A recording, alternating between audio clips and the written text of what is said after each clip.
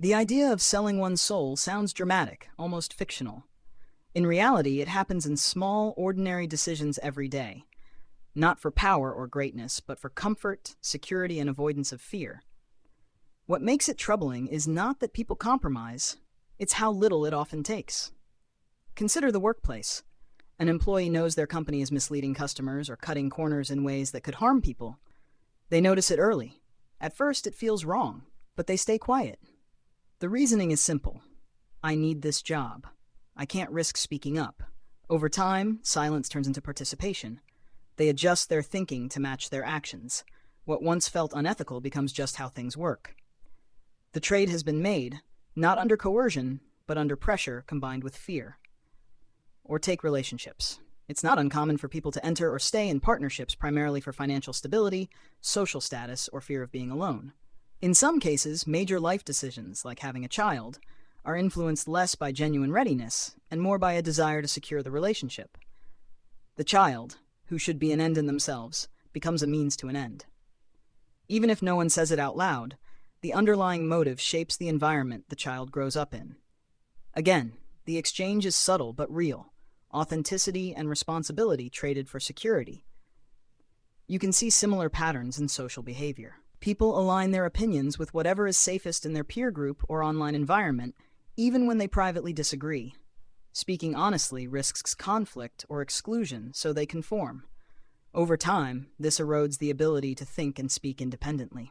The cost isn't immediate, but it accumulates, a loss of intellectual and moral autonomy. Financial decisions reveal the same dynamic. Someone takes on debt to maintain an image of success, or stays locked in a lifestyle they cannot sustain without constant stress. Instead of stepping back and simplifying, they double down because reducing consumption feels like failure.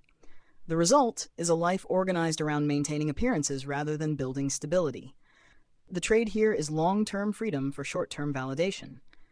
In all these cases, the driving forces are similar: fear of loss, desire for security, and a limited willingness or ability to endure discomfort. It's easy to label this as selfishness, but that alone doesn't explain it. Many people know at some level that they are compromising something important. What they lack is not awareness, but the capacity to act on it. Fear narrows their options. Short-term thinking fills the gap. This is where the idea of a Spartan alternative comes in, not necessarily living with nothing, but being willing to live with less.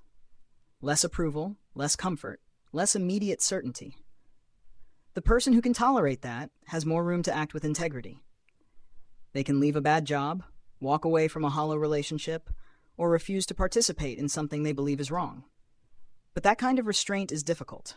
It requires discipline, and more importantly, a tolerance for insecurity that many people never develop.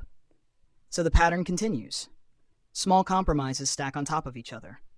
Each one makes the next easier.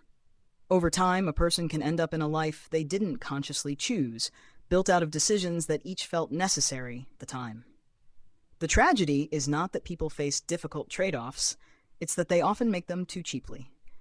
They give up things that are hard to recover: self-respect, honesty, genuine connection, for things that are often temporary or fragile. And because each step feels justified in the moment, the overall cost is rarely confronted. Resisting this doesn't require extreme asceticism or perfect morality, but it does require a higher threshold for what one is willing to trade away. It means asking, more often and more seriously, is this worth it? And being prepared at least sometimes to accept the harder path when the answer is no.